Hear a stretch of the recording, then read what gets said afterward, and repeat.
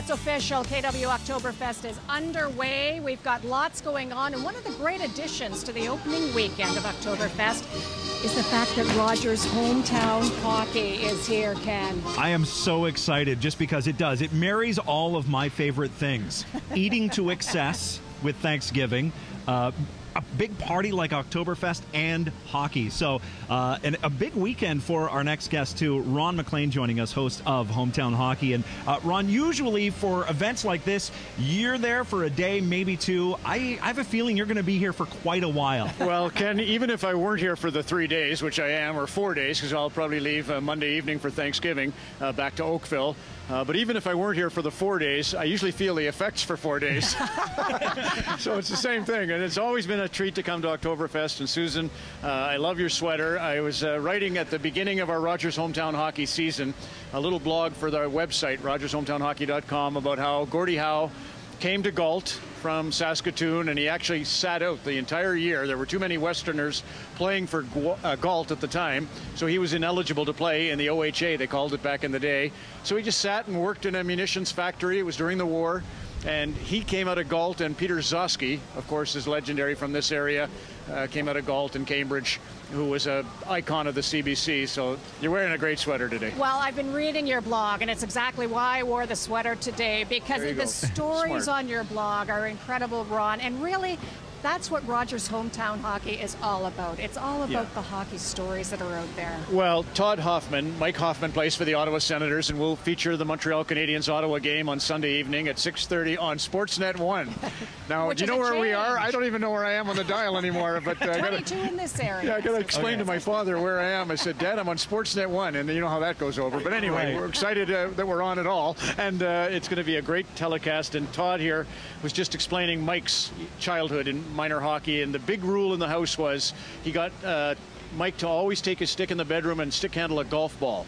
And he said, and Michael, if I hear the baseboards, that means you're losing control. I'm coming up and taking that ball away. So that was a little thing he always, and he was kidding, of course, but he wanted him to work on stick handling nonstop. And if you watched last night, Mike Hoffman set up Kyle Turris with 2 examples of golf ball in your bedroom. Assists. Well, and if you watched the game last night too, it was just a lot of hard work. So clearly, Todd has instilled a pretty significant work ethic in Mike Hoffman. And Ken, he's coaching tonight in Stratford, because I used to referee in this loop, the Junior B Siskins and the Kitchener Dutchman, Waterloo Siskins.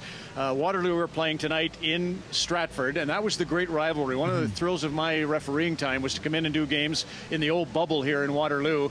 When the Siskins would play the Stratford Culletons, it was just like having the Leafs and the Canadians on Hockey Night in Canada. You know, this festival, Oktoberfest, I think was made for you, Ron.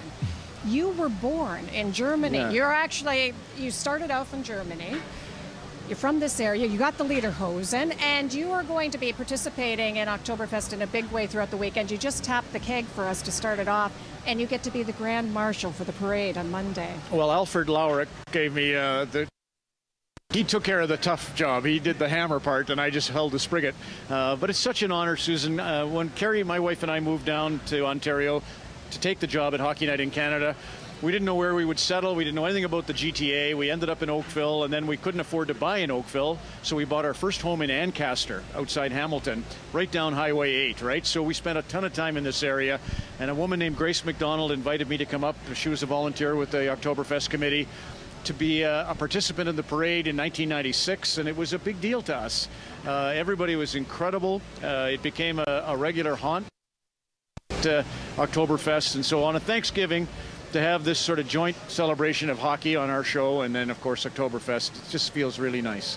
Well, it does. It makes for a great story, and as Susan mentioned, that's what hometown hockey really is all about. Yeah. Kitchener, the first of many stories to come. Is there a particular story you're looking forward to telling this season?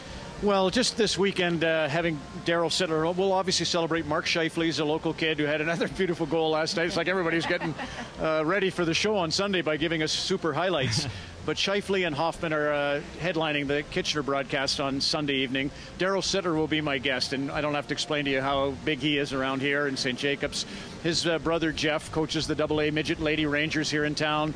So I want to talk to Daryl a little bit about his family. Daryl and his son Ryan are the only NHLers ever to go in the first round, father and son. That's a bit of history.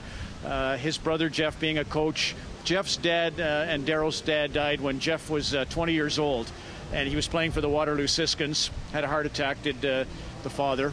And it was just a real gutsy performance by Jeff to win that title that year with the Waterloo Siskins. So I'm looking forward to that interview with Daryl, and then that's going to repeat itself 24 times. I couldn't even begin to tell you the stories going forward because we're out of time. We have to Prost. Yeah. Well, we should congratulate you as well, because you and Don Cherry will be receiving your star on the Walk of Fame, the Canadian Walk of Fame, and that's going to be a real highlight for you. It is, Susan, and I think of, you know, for us 31 years together this year, I should get something from workers' compensation, never mind the Walk of Fame. But anyway, to be sort of feted together, it's the one and only time it'll ever happen, because we were nominated years ago for a Juno. No, not a Juno, a Gemini they call them. Now they've changed the name, but the Geminis were the Canadian TV Awards. And I thought I would finally win something. I was riding his coattails to a Gemini nomination. This is 1980s. And we lost to Bob Asumi's fishing show. Oh. And Don Cherry said, "That's it. Forget it. I don't want anything to do with the stupid Jamamas or whatever they call the awards. Keep me out of it." And so we would never get an award if it weren't for this one. Before we let you go, is there an aspect specifically of Oktoberfest that you're really looking forward to? Well, I met Holly Pearson, whose cousin Tanner, of course, plays for the Los Angeles Kings. The parade on Monday morning, we're going to get great weather, as you know.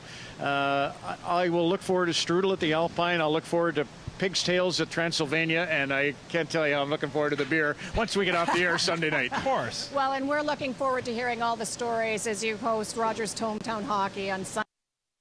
And don't forget, it's going to feature the Ottawa Senators, Montreal Canadiens, and Ron MacLean. Thank you so much for joining us. Honor, Susan. Thank you, and Ken, cheers. Thank you, Ron. And we're back with more from Carl's Air Square when we come back, so stay with us.